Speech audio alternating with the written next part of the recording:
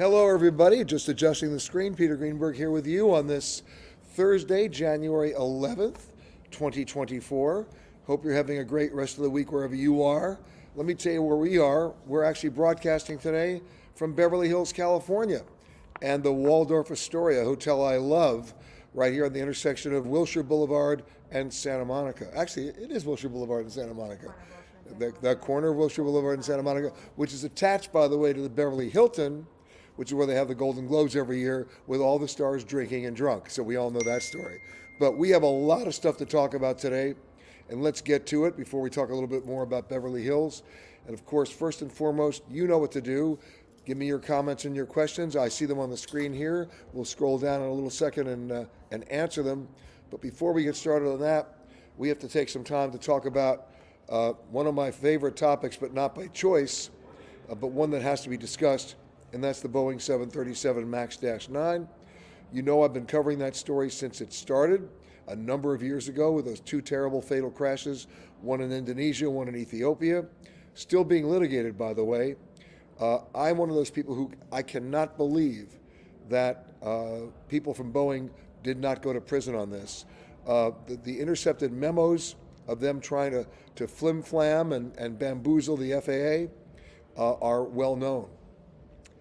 This entire incident that happened last Friday on the Alaskan Airlines plane going from Portland, Oregon to Ontario, California, and of course the plane had to turn around, was a lucky accident. By the way, the NTSB is investigating it not as an incident, but as an accident. And as a result, it's a full-fledged investigation. As you know, the FAA has grounded all 737 MAX-9s. We're talking 171 planes operated by Alaska Airlines and United Airlines. Those are the two airlines that operate the 737 MAX-9. But the problems may go deeper than that.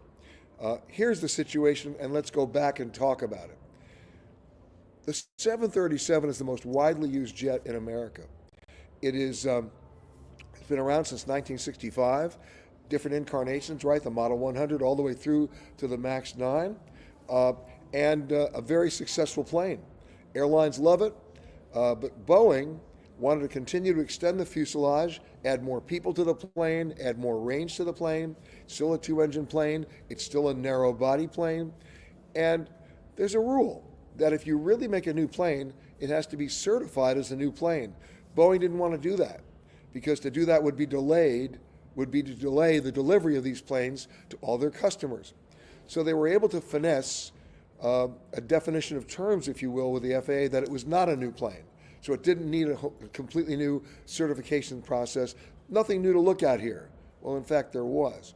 Because when they expanded the fuselage, they changed the center of gravity. When they changed the center of gravity, they had to put in bigger engines and move the engines forward. When that happened, they were worried about something called the AOA. That's a technical term that means angle of attack. The plane might have a tendency to fly with nose up, which could create a stall. So they put in a new management system, a flight management system called an MCAS. I hope I'm not getting too technical. But what the MCAS was supposed to do was, in the event that the plane started to fly in a nose-up position, which would decrease its speed and maybe create a stall, it would automatically correct, put the nose back down. Well, two problems here. Number one, they didn't put two systems on the plane. The key to success and safety is redundancy. A plane doesn't just have one compass, it has two, et cetera, et cetera, et cetera. But Boeing was rushing to get this plane into production and get it in the air. They only put one system in, but here's the problem. They never told the pilots. They never trained the pilots on how to operate the system, and even worse, they never trained the pilots on how to override the system. So when the system malfunctioned on that Ethiopian plane, and when that system malfunctioned on the Lion airplane, the pilots had no idea what was going on. They couldn't override the system, and in both cases, the planes went nose down at more than 400 miles an hour into the ground, killing everybody on board. Who's at fault here? Well, you'd like to say Boeing, right? Yeah, they're partly to blame because they started this problem. Guess who else is to blame? The FAA for allowing them to do this plane without proper certification. You know, every plane that's ever been built up until recently, in order to get certified, the airline manufacturer, right, Boeing, McDonnell Douglas, Lockheed at one point, had to take a prototype and put it on a test bed and then take every component part to failure. That's how you write the manuals, right? Plane can't go higher than this, can't go farther than this, and that's how you know what the plane can do. Every single plane, except when Boeing developed the 787, the Dreamliner, which was made out of mostly composite materials, a brave new world, if you will, had never been tested. They actually went to the FAA and said, would you give us permission to get this plane certified just on computer? On computer? And the FAA said yes. They rolled over. And we've had a lot of problems with the 787 now, with the composite materials starting to peel back and degenerate, literally start to decompose. Keep in mind, metal bends, composite materials snap. So that's a problem waiting to happen as well. So here's a situation where Boeing went to the FAA again, and what did they do? They rolled over when it came time to certifying the 737 MAX 9, a very big problem. Now, hold on to that thought. Now we had the two crashes, and it comes up in congressional testimony, something that we've known for years and I've been lobbying against for years, and that is airplane manufacturers were for decades allowed by the FAA to essentially certify their own planes as safe. It's called an FAA designated inspector on the payroll of the manufacturer. That means at the assembly line of Boeing, there's an inspector there paid by Boeing to certify the plane as safe. I want to assure everybody that if I built the chair that I'm sitting in right now, and I then certified to you that it was safe, please do everybody a favor and don't sit in that chair until somebody else inspects it. We're talking about airplanes now and people's lives. They were allowed to do that. Why? The FAA was not properly budgeted, they didn't have the staff, so they delegated that crucial task to someone who has a conflict of interest. Well, this came up in the testimony in Congress, and for once Congress acted. Boeing is no longer allowed to certify their planes by themselves. The FAA has to do it. Sounds great, right? Where's the budget for the FAA? Where's the staff of the FAA to do that? Guess what? Now let's go back to the assembly line of the 737 MAX 9, and you tell me who was inspecting the work being done either by Boeing or their subcontractors in installing the door plugs on the doors and the windows.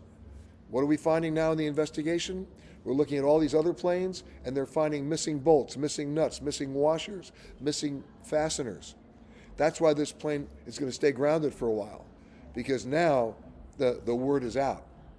We've got a problem. But wait, everybody, it's about to get worse. Now, I'm not trying to be alarmist. I'm reporting facts here. You see, I'll start with some good news. We just celebrated the 30 safest years in commercial aviation since aviation began.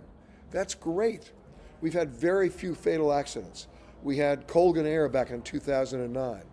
We had American Airlines back in 2001, and we had a Comair plane in Lexington, Kentucky. That's it. That's all we've had. I mean, that's amazing, right? So can we improve on that record?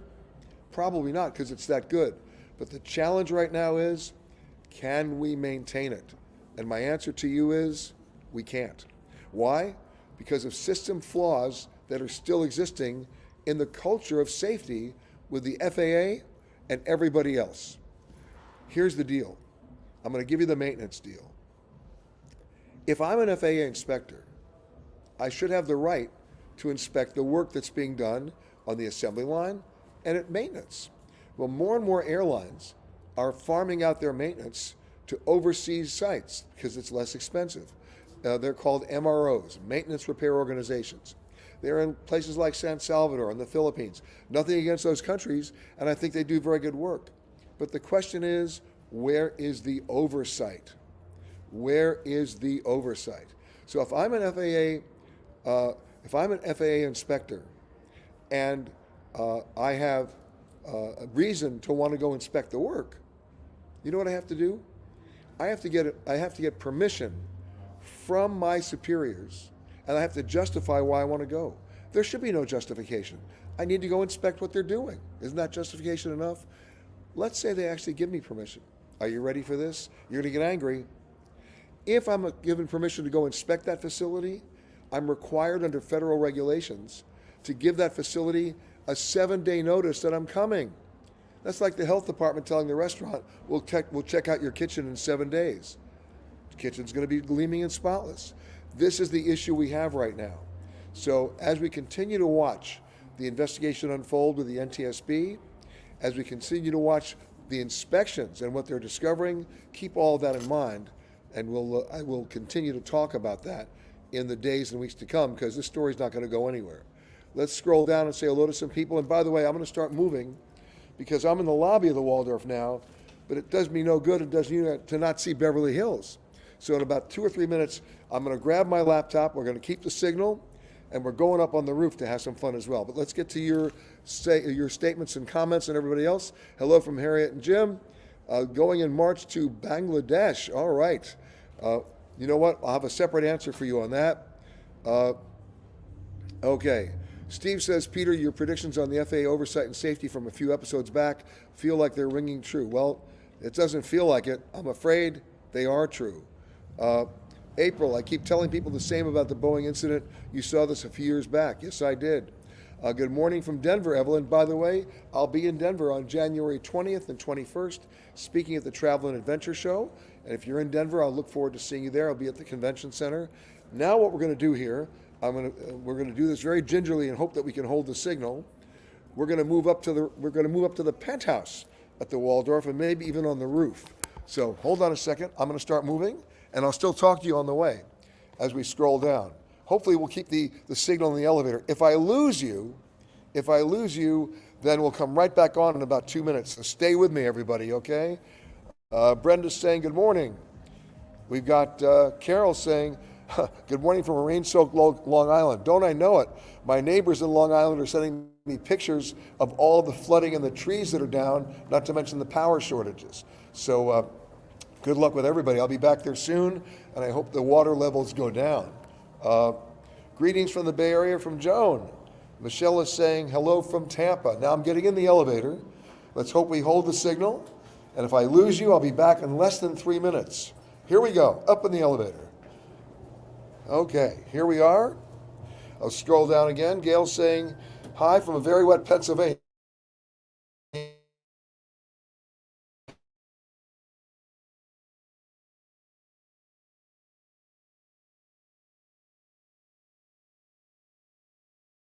Here we go. Going up. Oh, now we're back. Michelle's saying greetings from Tampa. Hello, Michelle. Hello, Chile City. Everybody.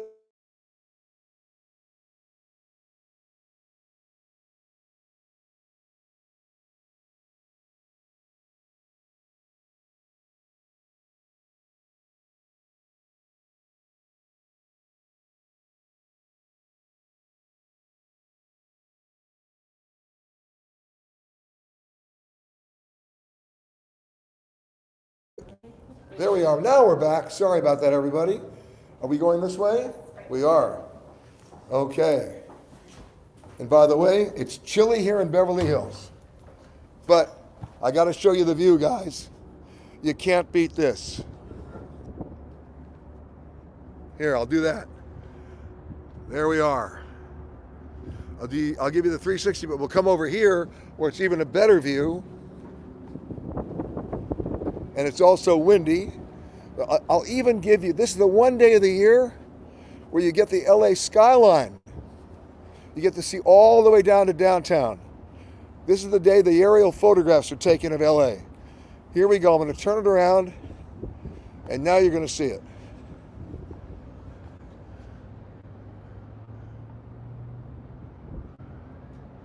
How about that? All right, now I'm coming over here out of the glaring light so we can continue. I'll come right over here. Okay. Now we're back. Let's go back down and scroll a little more. I need those papers, please. By the way, the one interesting, funny, unwritten, and unexpected development from that Alaska Airlines incident was the cell phone. I'm sure you saw the story. You know, this happened at 16,000 feet. And had it happened any other time, in the flight path of that plane, we would be having a separate conversation. And by the way, there's that phone. It fell 16,000 feet intact. And here's the irony. You see what it says on the screen? It was an email message or a text message to one of the passengers on the plane about their bags on that flight. Who knew? Crazy. All right, just wanted you to see that. Let's keep scrolling down. The unwritten, unpaid ad for Apple. I love it. Okay. Sid is saying, okay, South Miami's chilly. April's saying, how can we voice our concerns and yell for someone to do something about this Boeing safety incident? We all have elected representatives, folks. They legislate. We also have the Secretary of Transportation, Pete Buttigieg. He's on top of the FAA. The FAA has had a problem since it was started by an act of Congress back in 1935. What was the problem? They were given a schizophrenic mandate that they couldn't possibly perform to, listen to this, to enforce and regulate aviation safety. That was part A. And part B was to promote the business of aviation. You can't do both. And every time the FAA has been confronted with a clear safety problem and, get ready, a clear safety solution, they erred on the side of economic impact to either the manufacturer or the operator. I'll give you an example. Let's say I'm holding this pen with two fingers, and suddenly the fingers let go and the pen drops and people die, right? This is the plane. Well, we investigate. And what happens when we investigate? Well, we don't know what happens right away. We have to investigate. And in the course of that investigation, let's just say that we determine that this never would have happened had there been three fingers holding the pen, not just two. Well, once we come up with the probable cause and we have a solution, and that solution can be implemented, and we know that that third finger is available, if we consciously choose not to use that additional finger to hold the thing, that's criminal negligence. And that's what the FAA has been doing for a long time, because the NTSB does unbelievably great work. These guys are the real heroes. They really are. They're working under unbelievable circumstances to determine the probable cause. But they're not a regulatory agency. They have to make then recommendations, urgent safety recommendations to the FAA, and it's up to the FAA to do it. Guess what? The FAA tends to slow walk this stuff, worrying about the economic impact to either manufacturers or operators. This has to stop. Again, it's one thing to say we've had a great safety record, but if we can't maintain it, and we have a reason to maintain it, and we have the ability to maintain it, then we are criminally negligent. Time to reach out to your elected representatives. Okay, hello Sue from Bellingham, Washington. Pam saying hello from Duluth, Minnesota. We have beautiful snow, finally. Okay. Debbie saying hello from Buffalo. Go Buffalo Bills. By the way, speaking of weather, can you believe what the weather's going to be like this weekend for the Kansas City Chiefs game against the Miami Dolphins? How about -1 degree at kickoff? Yikes. Woo, tough game. All right. Colin saying, thank you for your reporting on the 737. I fly United at least once a month on the particular plane. I'll continue to fly, but I'm eager to be as well informed on this as possible. Robert says, I love the Waldorf Astoria in Beverly Hills. I know who that is. Of course you do. What's not to love about this location? By the way, where this location is, as I said before, is next to the Beverly Hilton. You know what used to be here at the corner of Wilshire and Santa Monica? The original Trader Vic's. Anybody remember Trader Vic's? They had all the silly cocktails. Amazing. But it was such an institution. Not here anymore, but this place is great. Okay, Joy's saying, going to Dubai and Abu Dhabi in February of next year for a week flying on Emirates. Is this a good time of the year to go? It is. It's a great time of the year to go. And what are some must things to do? Well, I'll get back to you on that because it all depends on how much time you have. If you take a look at the map, right, there's so many other Emirates to visit, right? Ras Al Khaimah, Sharjah, Fujairah. I mean, great, cool places to check out, and all doable because the distances are so small, right? If you're in Dubai, how much time do you want to spend at a mall? There are other things to do. If you want to do what I do, is, just need an extra visa and some little passport finesse, but you drive from Dubai through the Emirates, you can stop along the way, and you know where you end up? in the Musandam Peninsula, and you're in Oman. How cool is that? And the water there is amazing. You go swimming with the dolphins. It's phenomenal. But more on that later. Lena's saying good morning from rainy, windy, and gloomy Miami. We're back to weather again. My question is this. We have a group trip with the following itinerary.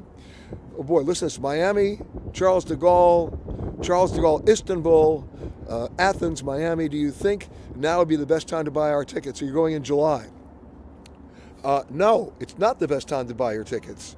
But keep in mind, July, going from Miami to Charles de Gaulle, you got a problem. It's called the Olympics. That's going to be the great disruptor this year when it comes to airline prices to Europe. If I were you, and hear me out, I would fly Miami to London, take the train to Paris, and the train back to Paris, and then fly from London to Istanbul. Any flights in or out of Paris are going to cost you a lot more money this summer. All right? Okay, I was about to cancel my flight. If the company I fly with flew with the accident plane, I think it's a pure scandal that they don't have higher security on these. Well, it's not about security. It's about inspections. Okay? Very important for that. Now, let's talk about some other stuff, because I've got some good news for you about airfares. It's happening right now. You're seeing lots of pop-up fares domestically, not internationally. Domestically, on airlines like Breeze, Southwest, and JetBlue, they're going to pop up. They'll be up for about 36 hours, and they'll go away. But in most cases, they're good through May, right? There'll be some spring break stuff in there that won't be helpful, but other than that, it's a good opportunity for you to do that. Look for them. And you're looking at anywhere between 35 and 45% off on your flights. That's a good deal. So there's that. The other thing you need to know about is, the airfare sales that you're seeing, remember, they're still not revealing, as they never do, what the ancillary charges are. So you need to budget accordingly, because if you don't, you know what's going to happen. You're going to end up paying double. You know, we're seeing these airline fares as little as like $20 on airlines like Frontier. But remember this, they're going to charge you $23 just to print your own boarding pass, right? So you're looking at airfare, the actual real price you're going to pay, versus the airfare quoted, as a multiple, a huge multiple of the quoted fare. And I wish they'd be more transparent, and I wish they would, but they're not. So you have to budget accordingly. Remember why they do these things. It's a tax dodge. Airline tickets are taxed at a very high federal excise tax, which means for $100, the airline may net only about $42 or $45. But if they charge you a fee, that's not a fare, and it's the state sales tax. So at state sales tax rates, they're netting $93 out of every 100. And there you go. So think about that. All right? Now, what's going to happen with hotel rates? We all know they've been through the roof through the year 2022, and especially last year, and it's been sustained. However, we're now starting to see a little bit of a downturn, so it's becoming a little bit more of a buyer's market. We're seeing, and you know how I do this? You judge this based on the shippers. FedEx is laying off pilots, which means they're not that busy. Amazon is laying off people. Maybe people aren't buying as much. And even though they've been buying more travel, they're being much more conservative, if you will, than they were about 6 or 8 months ago, where price wasn't a problem. They weren't price sensitive in the least. They were like paying whatever they wanted to pay for the room or the airfare. Now those rates are coming down. And the data that we're seeing is indicating that the fares will come down on domestic flights between 14 and 21%. On international flights, not the same. We're looking at international flights going up 10%.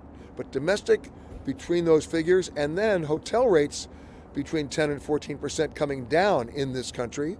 Rental car rates coming down between 10 and 14% in this country as well. So something to think about. And plan accordingly, right? You're also going to see rental car rates. They got their supply chain issues handled. They're getting more cars in the fleet. And domestically, there hasn't been as strong a demand, which means fares come down, rates come down. Now, be very careful, though, on the rental car deals because of the drop-off charges and because some of them are putting a cap on mileage. But if you can get a car with unlimited mileage, with no drop-off charges, you will find that your average daily rent or rental rates are completely different than they were a year ago in your favor. By the way, speaking of, Evelyn says she'll see me in Denver. Thank you, Denver, and thank you, Evelyn. Keep in mind that after Denver, I'm then speaking at the Javits Center in New York on January 27th and 28th. I'm then speaking back out here in California at the LA Convention Center on February 3rd and 4th.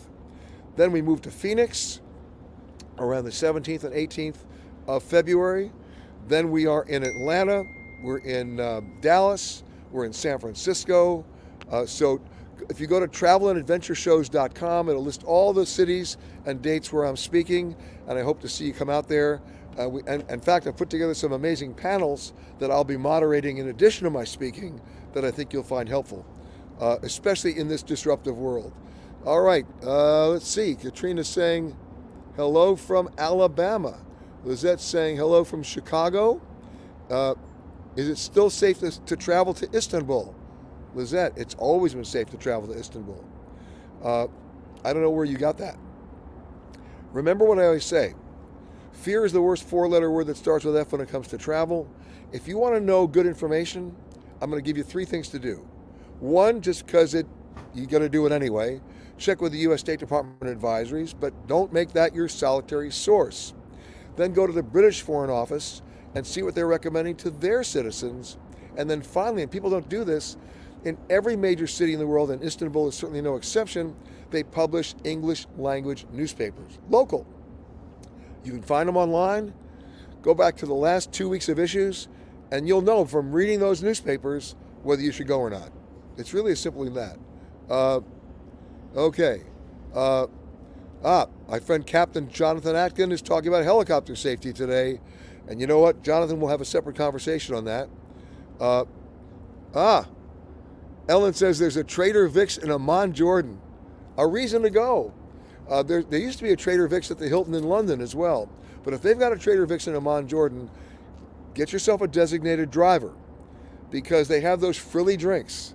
And I'm telling you, you never taste the alcohol, but it's going to hit you. But it's a fun evening as long as you have somebody else driving. Okay. Gene is saying hi from a soon-to-be very cold Tulsa. It's about to be very cold everywhere. It's a beautiful day here in Beverly Hills. Gorgeous. But I'm telling you, it's brisk. All right. Jackson's saying hello from Tanzania. Mirza's checking in from Bangladesh. I think, Mirza, you're our first person checking in from Bangladesh, so welcome. Jenny's saying, greetings from San Leandro, California, heading to Bogota in mid-March for an airport air service development conference. Any flight booking tips? I know, I need to book now. And is it safe? Let me give you an example about major South American cities. I believe they're safe, but I'm going to give you a conditional yes. You do not go outside your hotel at night unless you're traveling with at least one or two other people, preferably male. I would say this to anybody. That involves Quito, Ecuador, Rio de Janeiro, Sao Paulo, Bogota, Lima. It's just common sense. No flashy jewelry. Wear your cheap watches because you have to watch out for people riding up on bicycles and ripping off shoulder bags, and you have no recourse because they're on the bike, you can't catch them. Now, is this happening 100 times a day? No, but it does happen. Other than that, that would not stop me from going to Bogota. All right? All right. All right. Hey, okay, we got friends watching from Istanbul. All right. Merhaba. Nancy's saying, we'll miss you in Chicago this weekend. Yes, this weekend I'm not speaking in Chicago. They're full up on that, so I'm not speaking, but I'll be there next year at this time at the Travel and Adventure Show. But I get to Chicago all the time, as you know, because my radio show is right there every weekend on WGN 720. Scott's saying hi, Peter. We'll scroll back up again. You know what we're going to do right now? We're going to go to the picture of the week, the photo of the week, because I love this picture. Here I am in Beverly Hills. Roll the picture. How cool is that? You know where that is? Malibu. Sunset in Malibu. Gotta love it. And of course, we got to thank our photograph winner, Summer Delmaida. And she sent this in from Malibu. She writes, I saw the most beautiful sunset in Malibu and I had to share it. No filter on the camera. You know what? That's the way it looks. By the way, if you go out to the Indian Ocean and you wait for the right light, you'll come back and everybody will say to you, what filter did you use on your camera? And you have to tell them, no filter. That's the way it looks. So welcome to Malibu. Now let's go to some other things you need to know about. And it's important because it's basic common sense. It's about your own code of conduct. You know, in Kyoto right now, in Japan, talk about ugly American tourists. They've come up with an actual code of conduct for tourists. But just basic things you should be doing to be polite, to be nice, to be considerate. And people are starting to believe it, right? I'm not saying we should have a code of conduct in every city, but you know what? It's warranted because people are not behaving well.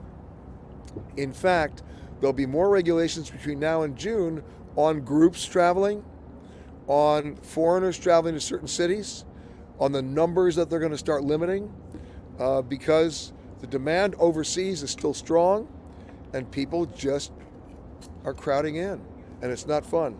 Especially, by the way, in France for the Olympics. That's going to be a madhouse, and it's going to be overpriced. So something to think about there. The other thing is, it's my handy dandy tip for getting into a taxi. There are a couple of countries around the world where taxis have meters, but they're purely ornamental, right? They either don't work or they're ignored, or both. And so when you're getting into a taxi in Cairo, when you're getting into a taxi in Bangkok, when you're getting into a taxi in certain South American countries, ask for the price before you get in the car. Driver will roll down the window. Don't get in the car, ask for the price. Whatever that price is not the price you're going to pay. Instead, you're going to offer that driver 1/4 of the price, and you'll settle on 1/3. And you pay cash. This is not to use a credit card. Then you're protected, right? Because they'll either say, oh, meter doesn't work, or they're going to quote you something because they think you're a foreigner and can afford it, and you can afford it, but it's not fair. So remember, always go with 1/3, always go with 1/4 and settle on 1/3. Okay, let's go back down here and go through some more stuff. Excuse my cough. I said it's a brisk day in Beverly Hills. From Jerry, which destination surprised you the most with its hidden gems? The most recent destination that did that? Belize. Most people think of Belize as a great dive spot. It is. Remember the Blue Hole? But we're going to show you where this country, which borders on so much history, has got some great hidden gems. That show is going to be premiering either in March or April on PBS, Amazon, and Apple TV. Robin says, I'm a travel agent. Which destination do you think will see a surge in popularity in the near future? Well, where are people moving? They're moving to warmer climates, where they're coming from cold climates. And now, because of global warming, they're moving to colder climates. In both cases, they're trying to move to less populated climates. So instead of, Iceland, people are now looking at Greenland or the Faroe Islands. Instead of Spain, Portugal's been hot. But now, instead of Portugal, it's the Azores, part of Portugal, but people weren't looking at it, right? Instead of just Spain, the Canary Islands, at the right time of the year where you're not going to be overrun with British and German tourists, right? And now in South America, Uruguay. That's the secret gem. So you fly to Buenos Aires, and you know what? The distance between Buenos Aires and Uruguay is like LA and Beverly Hills. It's not a big deal. So you combine the trips. Okay, Al says, in your opinion, one of the biggest challenges facing the travel industry right now? We don't have enough time to talk about oligopoly with the airlines, greed, failure to disclose, transparency. So knowing those are the problems, it's incumbent upon all of us as travelers to anticipate them and address them. And in most cases, negotiate with our wallets. Because if we don't, people are just going to run over us. Remember, the airlines right now are acting in a very bizarre but somewhat expected manner. You have American Airlines saying, well, if you live in Dallas or Charlotte, we don't care because you're going to have to fly us anyway. United, if you're flying Denver, Chicago, or Newark, we own you. Delta, Salt Lake, Detroit, Atlanta, see you later. There's no competition. And if there's no competition, there's no efficiencies. If there are no efficiencies, there's no service, right? We're not dealing in a service culture anymore. If we allow ourselves to be treated by the airlines as self-loading human cargo, that's what we will become. And that's the challenge in 2024. How do we fight against that? Okay. Linda says, can I recommend a hotel in Paris that won't break the bank? Well, you haven't told me when you're going, but take my advice. If you want to go to the Olympics, make them day trips, stay in London, do train trips into Paris. The Paris hotels will be through the roof. Or go to Paris in September after everybody is gone. It's the magic month. That's the magic month in all the Mediterranean, right? It's the magic month in New York too, by the way. Okay. Looking for a good book recommendation for a long flight. What are you reading? Well, it's not a book that I bring on the flight. I don't read on the planes. I mean, I devour newspapers and magazines, but the books I read are just trying to stay up on current events. However, this is my one opportunity to download all my favorite shows and binge watch all across the country and all across the world. So if you want to know what I'm watching, I love the Lincoln Lawyer on Netflix. I love a documentary called The Billionaire, The Boyfriend and the Butler, or is it The Butler and the Boyfriend? Amazing story about the richest woman in the world who ran L'Oreal and that empire. Unbelievable story. Of course, one of my favorites, Lupin. Money Heist, never ceases to fail. Never ceases to fail. Never ceases to disappoint. And no, I love it. And of course, all right, let's admit it, The Crown. Because I'm a big historical guy, I want to make sure they got all the details right, which, by the way, in the first couple of seasons, they did. The last two seasons, not so much. I'm a stickler for that. Okay. Okay. Now, Janet says, are Ryanair flights really the cheapest? I'm going to give you a qualified yes. Yes, if you're a witness protection member. Yes, if you're a fugitive from justice, because in both cases, I'm assuming you're traveling very light. If you get on the plane with just wearing what you own and nothing else, it's a great cheap flight. But remember, the minute you add anything of a handbag or a check-in bag, you're paying for it. If you want to have a drink on the plane, you're paying for it. And that includes water, right? Keep in mind, you're not flying Ryanair for comfort, you're flying it for price, and luckily the flights aren't that long. Diane says, what Silver Sea cruise do you recommend? Well, I just came off the new Silver Sea ship, the Silver Nova, on its inaugural trip. It's now voyaging on a 77-day grand voyage all the way down through the Panama Canal, down to South America, and then back to Fort Lauderdale. That's a great ship. I love the Silver Sea Endeavor. We were on that ship, in fact, broadcasting from our global travel update in the middle of the Antarctic. Both of those ships are great because they combine great adventure and great activity with great pampering and service. The thing that's interesting about the Silver Nova is no inside middle cabins. In fact, no inside cabins. Everybody's got a balcony. Everybody's got a suite. And yes, don't get jealous, everybody's got a butler. Now, how long was I on the Silver Nova for? 2 days, so don't get angry at me. Could I wish I could be on for 77? You bet. But the point is, you want to save up for a great cruise with great service? Can't go wrong with Silver Sea. For that matter, we love Seabourn. We love Regent, the product with Regent as well. And remember, when we go back to the original days of the Love Boat, how many ports of call were we really talking about where cruise ships went? Maybe 7, right? It was Nassau, followed by Nassau, followed by Nassau. You know, now we're talking over 1,200 ports of call, and that's really cool. Now, what am I doing here?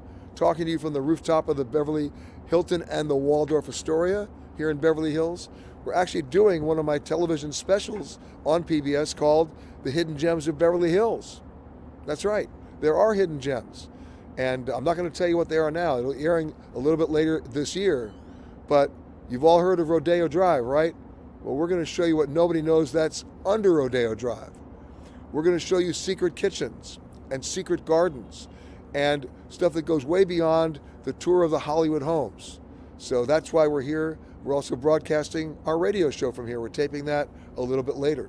Speaking of the radio show, I just mentioned the Silver Nova. We just got off the Silver Nova. The radio show this Saturday, day after tomorrow, 10 a.m. to 1 p.m. Eastern Time. And you can also listen to it live streaming at petergreenberg.com. We're coming to you from the Silver Nova, sailing between Fort Lauderdale and Cozumel in Mexico. So check that out as well. All right. Sarah says, I'm looking to go to Antarctica December of 2024. What's the best route to get there from the U.S.? Well, you've all heard about the Drake Channel, otherwise known as the Drake Shakes. Most cruise lines that go to Antarctica will have to do the Drake Passage. Not exactly a calm body of water. It can be calm every once in a blue moon, but most of the time it's raging.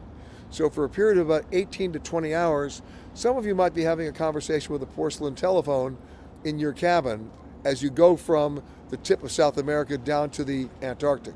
However, one cruise line I mentioned, Silverseed, they started an air bridge, and they're flying from Port William and some other states, locations in Chile and Argentina, all the way down nonstop to King George Island in Antarctica. A very cool thing. You're not going through the Drake Channel, so you're not going to get sick. And then when you land there at King George Island, which is an amazing place because it's home to the research stations of the Chileans and the Chinese and the Russians and the Brits and the Americans, the Zodiacs will come up on shore. Some of the Zodiacs will take your luggage out to the ship, and the other Zodiacs will take you out to the ship, and away you go. It's a way to avoid the Drake shake, the Drake shakes, because believe it or not, it can be rough. Okay, Tim, have you flown on Norse Atlantic Airways before? If so, would you recommend it? I have flown on Norse before. I've flown them a couple of times out of JFK in New York. I have to tell you, they've got Dreamliners. They do an excellent service, and the price is right. We've seen fares as low as $396 from New York to London or New York to Paris. They're flying to many other U.S. gateway cities now, and they have a business class. Now, I don't want to mislead you. The business class is not lie flat seats, and it's not, cozy down comforters, but they're nice seats. And the price differential between the Norse Atlantic business class seats and the other carriers is dramatic. So, you know what? It's well worth the investment. Now, they don't have a lot of frequency. They're only doing maybe one flight a day, but you asked and I answered, and it's worth it. Let's scroll down here and see if we've got anybody else to talk to today who wants to talk to me. Hold on a second. All the way down. What is the best time to book a flight to Paris for the end of May to get the best fare? How many days in advance? Well, now you're in a sweet spot here because it's now almost February. You want to go sometime around February 15th, about 54 days out from your dates in May. That's when the airlines adjust their own algorithms, which basically can project price and demand and set price. And that's when you'll see prices come down if they're going to come down. Okay? Okay. Is French Bee Airlines reputable? That's from Seth. I've flown them a number of times. In fact, if you take a look at their route network, they fly to a number of destinations in the United States, and they also even fly to Tahiti. That's a very cool thing. Most people think Tahiti is a very, very long flight. From LA, it's only 8 hours. You don't even cross the international date line. It's a totally manageable flight, even way in the back in coach. So price is right. Now, the one thing I have to warn you about Tahiti is that once you get there, you need to get an estimate for a Diet Coke. It's a little expensive, okay? So just be aware of that. Patty says Paralympics in Paris in September, and then later in the month, Fashion Week. So still be crowds in September. Thank you for the update. So now we're talking Paris in October. Patty, thank you for the correction. Okay, I think we got it. Now, we're going back to film here in Beverly Hills. A couple of housekeeping notes again. Ion Travel this weekend. Check your local listings. Our 3-hour national show. You can also find it streaming live on petergreenberg.com. Check your local listings for, of course, The Travel Detective, about to premiere the next season, coming up in a couple of weeks. And of course, wherever you are, we know you're cold, we know you're probably wet or flooded. This too shall change. So hang in there, and maybe the temperature will even rise here in Beverly Hills. So thanks for watching, everybody. Anthony, thank you for doing the work here again today. Anthony, by the way, is not with me today. He's in Uganda because we're about to leave in about 3 weeks to do our next 1-hour special called Hidden Uganda. So stay tuned for that as well. Thanks everybody for watching. Thanks to the Waldorf for letting us broadcast on their beautiful roof, showing the beautiful skyline here in Beverly Hills. And we'll see you next week from a surprise destination. How about that for a teaser? We'll see you next week, everybody.